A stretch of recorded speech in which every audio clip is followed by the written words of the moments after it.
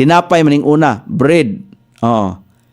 Mo ni tinapay. Si Kristo gipakita na dinhi nga ang tinapay siya. Tinapay sa kinabuhi. Gani sa 51.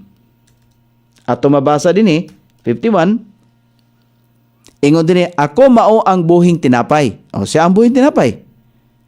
I am the living bread which came down from heaven. Ay na pagpangitag moingon nga kanang katarungan ba nga kinsa may tao ba nga gikan sa langit kami kanaog? Si Kristo mismo ninaog siya. Nabay laing tao nga ninaog. Si Kristo mismo angay tuhuan tungod kay siya mooy nagdala sa atong mga sala dito sa krus sa Kalbaryo.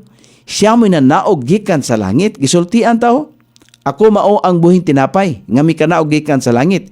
Kung si bisan kinsa, available ni bisan kinsa. Kung si bisan kinsa nga tao mo kaon ini nga tinapay, siya mabuhi sa kahangturan. Ug ang tinapay nga akong ihatag mao ang akong unod. Nga akong ihatag alang sa kinabuhi sa kalibutan. Ang unod niya mao ning atong gibasa, mao ni ang iyang unod. Karon imo bang dawaton? Imo bang kaunon ang pulong sa Dios?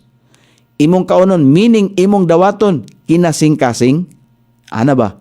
Kinalantang makaamgo, kinalantang maghinulsol. Nga miingon ba nga Lord? Sa ilo ako Ginoo kay di man gyud ko kahimo sa pagluwas akong kaugalingong kalag. Ay namugtuon na moingon ba nga wa may lain makaluwas nato ang ato ra man kaugalingon. Ayaw pagtuon na kay wala tay gahom in taon nga moluwas sa atong kaugalingon in taon. Wala tay gahom. Una-una as mga daghang panahon. Na ba kay gahom nga moluwas sa imong kaugalingon ngano man kaingon man ka nga wa may lain makaluwas nato ang ato ra man kaugalingon. Sumang ka gamahanan ka ikaw may nagplansang sa krus sa imong kaugalingon. So si Kristo lamang nagpalansang